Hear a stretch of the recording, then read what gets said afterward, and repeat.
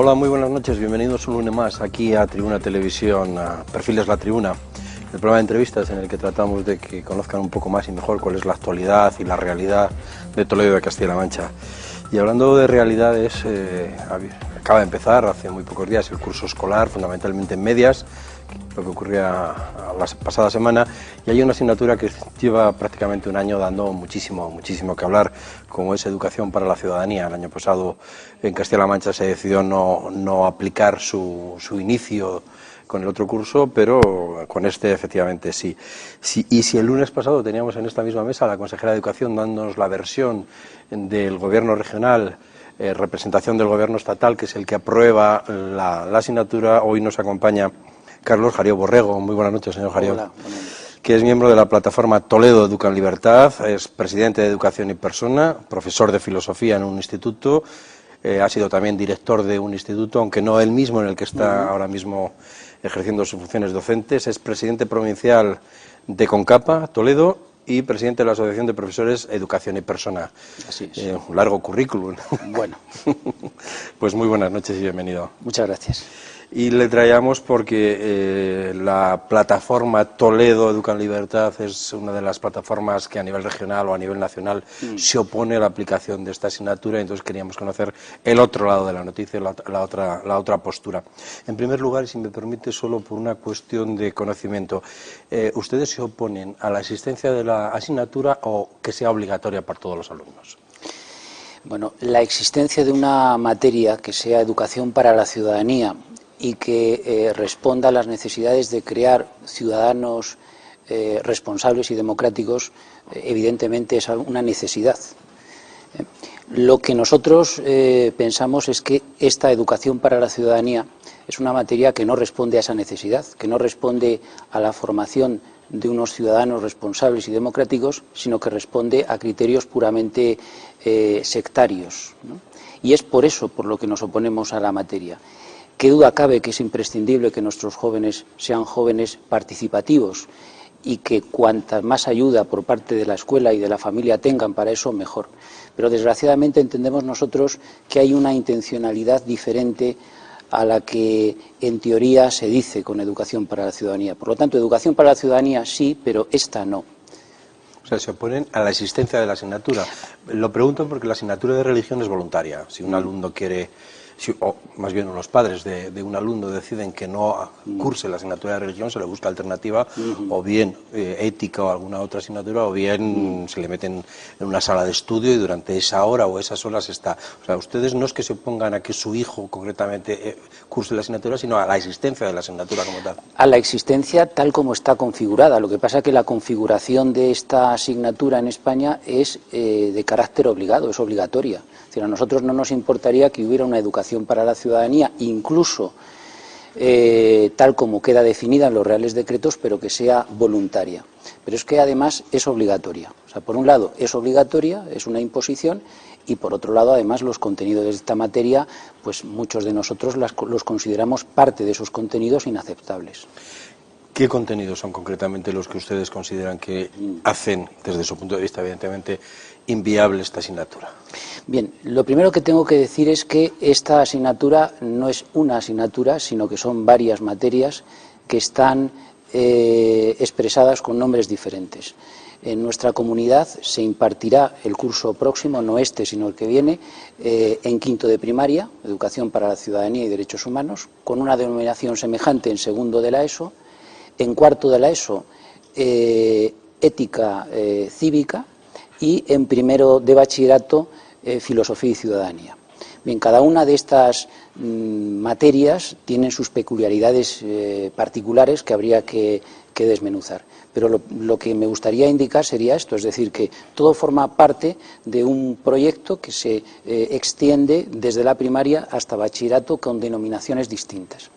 Bien, en segundo lugar, ¿qué es lo que hay de común a todas estas materias que se extienden desde primaria hasta bachillerato? Bien, en primer lugar, una expresa intención que queda reflejada en los reales decretos, tanto nacionales como autonómicos, según la cual lo que se pretende es la construcción de una conciencia moral por parte del alumno. Esta es una frase textual que se repite con cierta frecuencia en los Reales Decretos. ¿Esto qué quiere decir?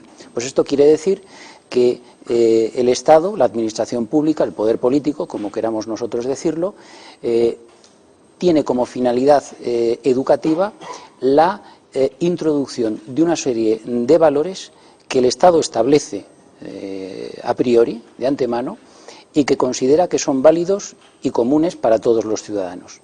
Y ve en esta materia el modo de introducción y de adoctrinamiento. Pero dicho así, sobre la teoría, es decir, valores que los niños no sean homófobos ni xenófobos, que los niños sean demócratas, eso en principio parece bien, ¿no? Sí, sin duda, es decir, está muy bien y es imprescindible que la escuela eduque en valores, eso está muy claro.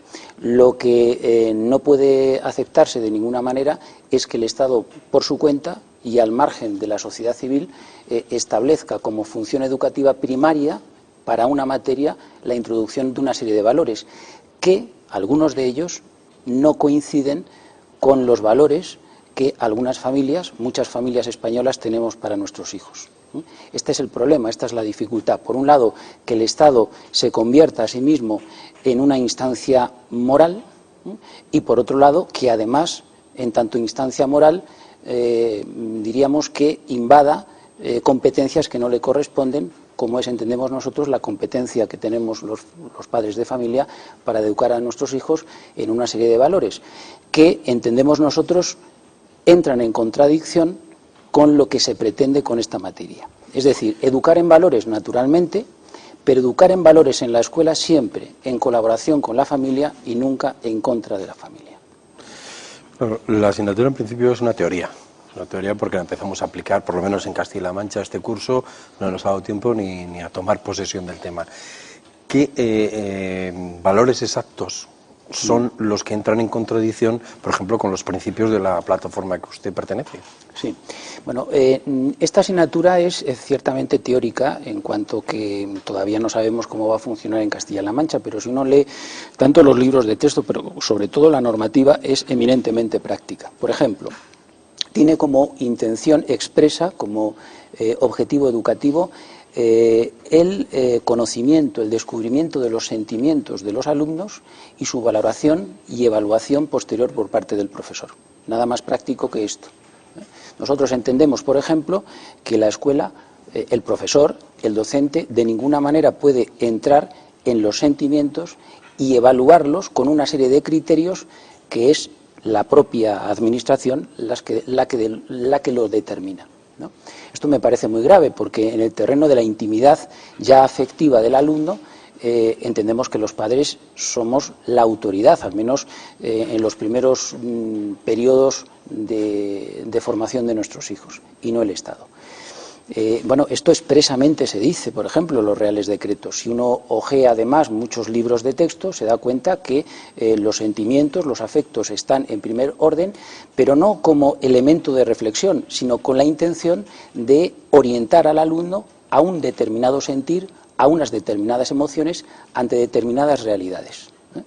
Bien, esto, en primer lugar, es sumamente importante.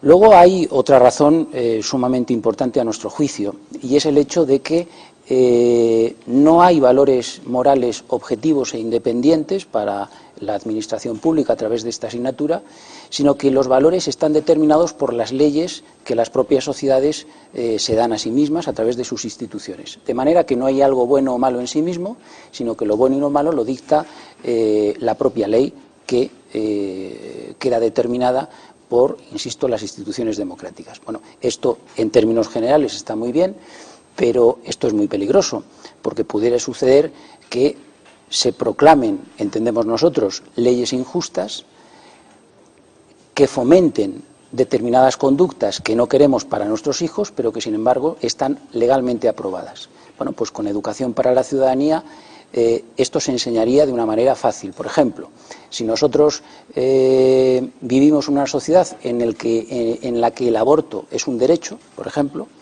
porque así lo determina una ley, pues eso pasaría inmediatamente a convertirse en un valor moral positivo y por lo tanto enseñable. Esto, que es discutible y hasta aceptable, sin embargo, para algunos de nosotros entendemos que como mínimo es discutible y desde luego no aceptable para muchos de nosotros.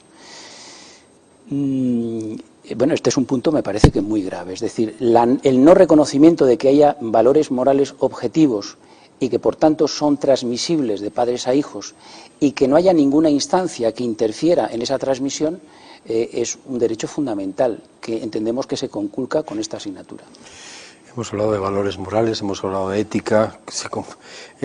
¿La colisión es esa ética, es moral o es religiosa? No, la colisión es moral, es decir, uno puede tener una moral religiosa que colisiona con esta moral estatal, pero puede tener una moral laica que no tiene por qué coincidir con la moral estatal. Es decir, uno no tiene por qué, siguiendo con el mismo ejemplo, no tiene por qué ser un hombre creyente, una mujer creyente para estar en contra del aborto o entender que el aborto es un mal. O sea, yo entiendo que no necesitamos tener una creencia religiosa.